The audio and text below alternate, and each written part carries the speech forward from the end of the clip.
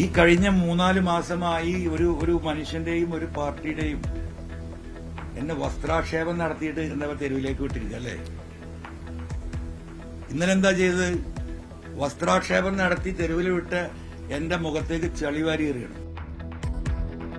നിലമ്പൂരിൽ UDF-നെതിരെ തിരിഞ്ഞ് PV അൻവർ. മുന്നണിയിലെടുക്കാമെന്ന് ഉറപ്പ് നൽകി പറ്റിച്ചെന്ന ആരോപണം. പ്രഖ്യാപിക്കാമെന്നേറ്റ സതീശൻ സംസാരിക്കാൻ പോലും തയ്യാറായില്ല. ഇനി KC വേണുഗോപാലിൽ മാത്രം പ്രതീക്ഷയെന്നും അൻവർ.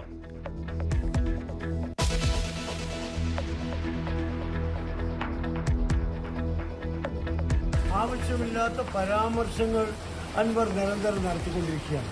അതിനെ സംബന്ധിച്ച് UDF-ലെ ഘടകകക്ഷികൾക്കുള്ള അഭിപ്രായങ്ങൾ അൻവറിനോട് ഇന്നലെ തന്നെ മുസ്ലിം ലീഗിന്റെ ഭാഗത്തുനിന്ന് പറഞ്ഞിട്ടുണ്ട്. അസോസിയേറ്റ് അംഗമാക്കാമെന്ന വാഗ്ദാനം സംബന്ധിച്ച് അൻവർ തിരിഞ്ഞതിൽ UDF-ന് അതൃപ്തി. എല്ലാം പറഞ്ഞുറപ്പിച്ചിട്ട് അനാവശ്യ പ്രതികരണം നടത്തിയെന്ന് ലീഗ്. ഷൗക്കത്തിനെതിരെ പറഞ്ഞത് തിരുത്തിയാലേ സഹകരണമുള്ളൂവെന്ന് കോൺഗ്രസ്. UDF സ്ഥാനാർത്ഥി പോരെന്ന് അൻവർ തന്നെ പറഞ്ഞെന്ന് MV ഗോവിന്ദൻ.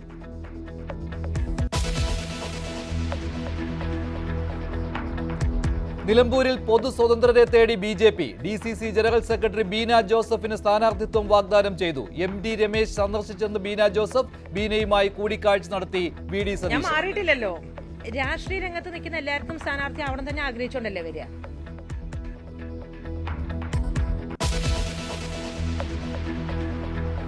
കമൽഹാസൻ രാജ്യസഭയിലേക്ക്. സ്ഥാനാർത്ഥിയായി തെരഞ്ഞെടുത്ത് മക്കൾ നീതി മയ്യം.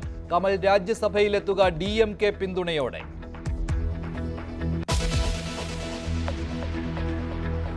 അട്ടപ്പാടിയിൽ ആദിവാസി യുവാവിനെ കെട്ടിയിട്ട് മർദ്ദിച്ച 2 പേർ അറസ്റ്റിൽ. പിടിയിലായത് ഡ്രൈവർ വിഷ്ണുദാസും സഹായി റെജി മാത്യുവും. മർദ്ദിച്ചത് വാഹനത്തിന് മാർഗതടസ്സമുണ്ടാക്കിയെന്നാരോപിച്ച്. മാസപ്പടി കേസിൽ കുറ്റപത്രം നൽകിയതിന് വിമർശനവുമായി ഡൽഹി ഹൈക്കോടതി. കുറ്റപത്രം നൽകില്ലെന്ന് ഉറപ്പ്, SFIO പാലിച്ചില്ലെന്ന് കോടതി. കേന്ദ്ര സർക്കാർ മറുപടി നൽകണമെന്ന് നിർദ്ദേശം.